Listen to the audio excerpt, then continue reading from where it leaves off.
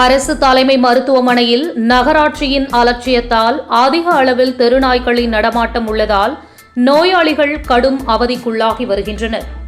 திண்டிவனத்தில் அரசு தலைமை மருத்துவமனை மிகவும் பிரம்மாண்டமாக கட்டப்பட்டு வருகிறது. இதனால் அரசு மருத்துவமனையில் உள்ள வார்டுகள் தற்சமயத்திற்கு நோயாளிகளின் வசதிக்கேற்ப மாற்றப்பட்டுள்ளது.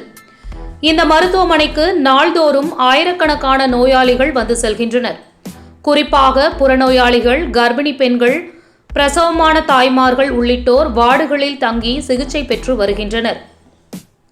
இந்த மருத்துவமனை வளாகத்தில் சுமார் 20க்கும் மேற்பட்ட தெருநாய்கள் கூட்டமாக மருத்துவமனைக்குள் நுழைந்து நோயாளிகளை அச்சுறுத்தும் வகையில் நடமாடுவதுடன், நோயாளிகள் வைத்திருக்கும் உணவுப் பொருட்களை இழுத்து சென்று சாப்பிடுவதுடன், பிரசவ வார்டில் கூட்டமாக சென்று பிறந்த குழந்தைகளை நாய்கள் கவ்வி செல்லும் சூழ்நிலை இருப்பதாகவும், இதனால் நோயாளிகள் இரவு நேரங்களில் தூங்காமல் விழித்திருக்கும் சூழல் ஏற்பட்டுள்ளது.